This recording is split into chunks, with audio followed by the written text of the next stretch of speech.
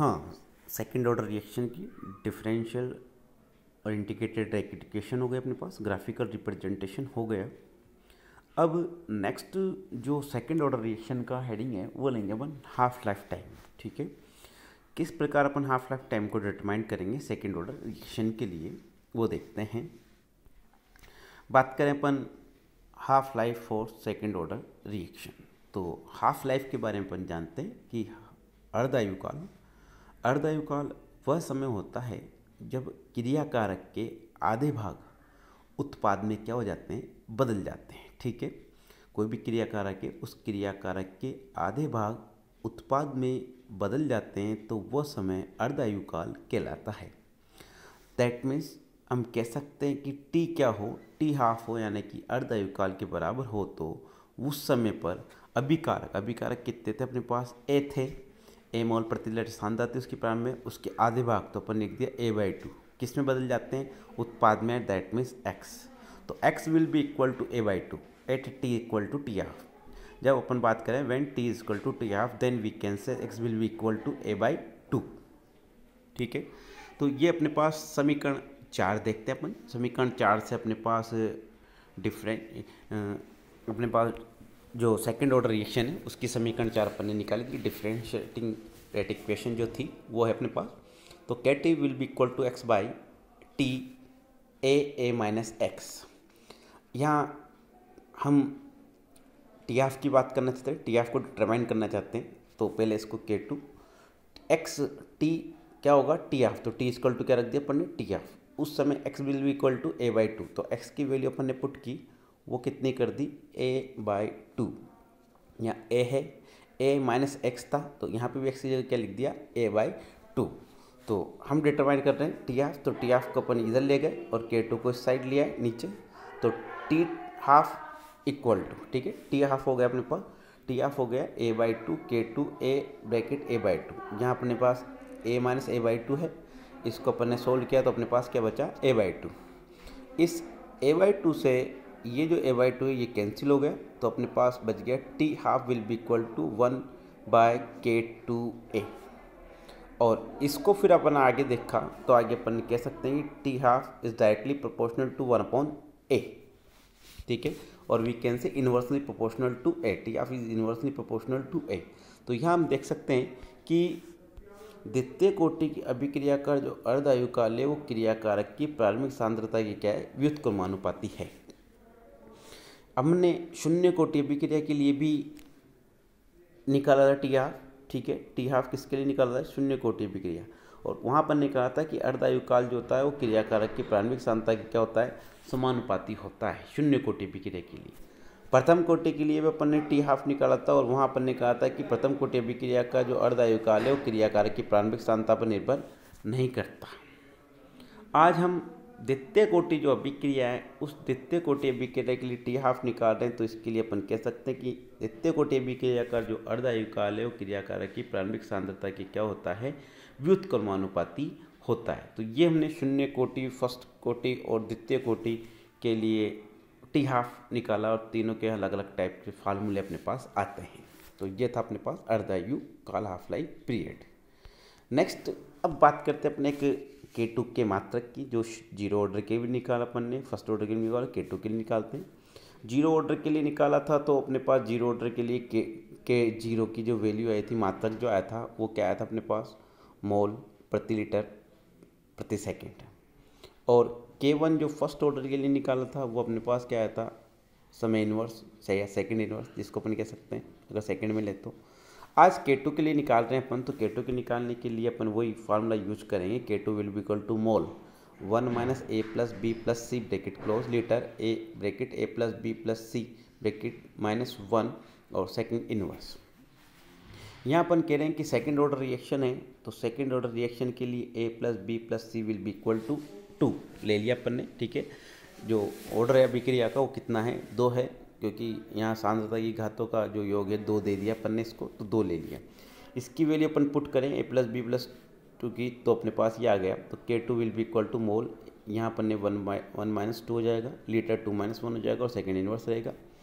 और लास्ट में अपने पास जो K2 की यूनिट आएगी वो आएगी mole inverse litre second inverse, second भी इन्वर्स रहेगा, ठीक है, सेकंड इन्वर्स ये अपने पास रहेगा। तो ये अपने पास यूनिट हो गई किसकी, सेकंड ऑर्डर रिएक्शन की। यहाँ सेकंड इन्वर्स लगना है अपने को, मोल इन्वर्स, लीटर और सेकंड इन्वर्स, ठीक है। तो ये तीनों कोटि की अभिक्रिया के लिए K2 की मात्रा भी हम डिटरमाइन कर चुके हैं। नेक्स्ट आगे बात करते हैं हम, तो example of second order reactions, कुछ एग्जाम्पल्स देखेंगे सेकंड ऑर्डर रिएक्शंस के, वो क्या क्या हैं।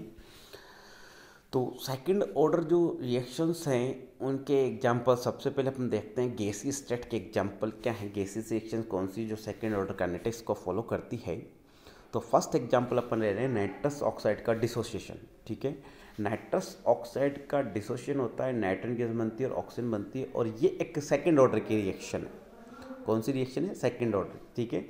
यहाँ एक बड़ी इंपॉर्टेंट बात कि इस रिएक्शन को अपन ने जीरो ऑर्डर के एग्जाम्पल में पढ़ा है, लेकिन जीरो ऑर्डर तब होती है जब यहाँ अपने पास कोई प्लेटिनम या गोल्ड कैटलिस्ट की प्रेजेंस में रिएक्शन हो। अगर गोल्ड या प्लेटिनम कैटलिस्ट प्रेजेंस नहीं है तो ये सेकंड ऑर्डर काइनेटिक्स का एग्जाम्पल हो जाता है, अपने पास सेकंड ऑर्डर रिएक्शन का एग्जाम्पल हो जाता है। इसी तरह अपन देखते हैं दूसरा जो रिएक्शन है वो कौन सा एग्जाम्पल, तो डीकम्पोजिशन ऑफ HI। डीकम्पोजिशन जो HI जब होता है तो अपने पास H2+ आयोडीन बनता है। इस एग्जाम्पल को भी अपन ने जीरो ऑर्डर रिएक्शन में लिया है, और जीरो ऑर्डर रिएक्शन कब होती है, जब ये प्लेटिनम या गोल्ड की प्रेजेंस में होती है।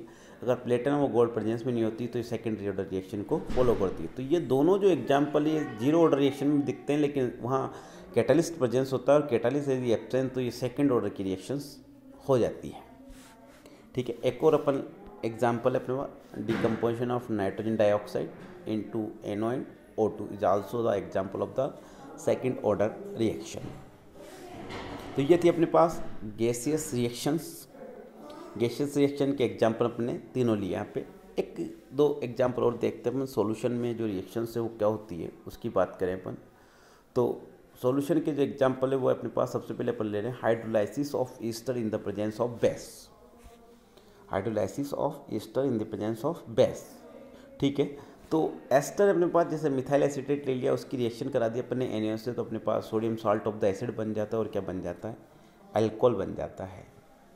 तो ये जो ऑर्डर है ये सेकंड ऑर्डर रिएक्शन है, क्योंकि रेट ऑफ जो रिएक्शन होता है वो एस्टर और बेस दोनों की कंसंट्रेशन पे क्या करता है, डिपेंड करता है। इस कारण ये सेकंड ऑर्डर रिएक्शन का क्या एग्जाम्पल।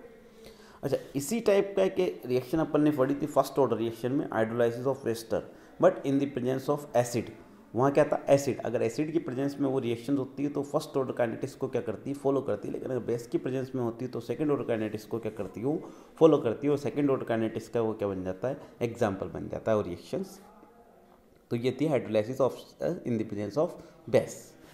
नेक्स्ट एक और एग्जाम्पल की बात करते हैं हम, और वो है reaction between persulphate and iodide ion, ठीक है। तो जैसे बात करें अपन परसल्फेट की बात करते हैं, परसल्फेट अपने पास K2S2O8, इसकी रिएक्शन पढ़ने करा दी Ki से, और अपने पास बन गया पोटेशियम सल्फेट और आयोडीन। तो वैसे तो 3 मॉलिक्यूल पार्टिसिपेट कर रहे हैं, मॉलिक्यूलिटी 3 है, ऑर्डर भी वैसे लकेसर आगे 3 होना चाहिए, लेकिन नहीं। इसकी अपन मैकेनिज्म देखते हैं। मैकेनिज्म देखते हैं तो पहले अपने पास परसल्फेट आयन है S2O8-2, ये कम कन्वर्ट होता है SO4 में, जो कि एक फास्ट रिएक्शन है, ठीक है, फास्ट रेट से होती है ये जो सल्फेट आयन है SO4- नॉट -2, SO4- रिएक्शन करते हैं आयोडाइड आयन से I- से, तो अपने पास बनता है आयोडाइड एटम, और SO4-2 सल्फेट आयन बनता है। और ये जो रिएक्शन होती है स्लो मोशन से होती है, स्लो रेट से होती है, और रेट ऑफ रिएक्शन जो होता है वो रिएक्शन का इसी रिएक्शन से निकाला जाता है। और रेट ऑफ रिएक्शन अपन कह सकते हैं depend on the concentration sulphate ion and iodide ion, therefore this reaction is called the second order reactions, ठीक है। दोनों की कंसंट्रेशन पे डिपेंड करती है, इस कारण ये सेकंड ऑर्डर रिएक्शन मानी जाती है। फाइनली इसमें बात करें अपन जो आयोडीन परमाणु है, ये आयोडीन तो I2 मॉलिक्यूल बना देते हैं, फास्ट रिएक्शन होती है। तो तीनों में से स्लो स्टेप ये है, और स्लो जो स्टेप होती है it will be the rate determining step, ठीक है। और रेट डिटर्मिनिंग स्टेप है तो इससे रेट निकाला जाता है, और रेट में दोनों की कंसंट्रेशन पे रेट डिपेंड करता है। इस कारण ये जो है एक सेकंड ऑर्डर रिएक्शन कहलाती है। तो ये थे अपने पास कुछ example of second order reaction. Gaseous reaction लिया अपन ने, decomposition of nitrous oxide, decomposition of HI और decomposition of nitrogen dioxide gas state में। रिएक्शन इन सॉल्यूशन की बात की तो hydrolysis of ester in the presence of base और reaction between persulphate and iodine is also the example of the second order reactions. तो ये अपने पास रिएक्शंस है सेकंड ऑर्डर रिएक्शंस।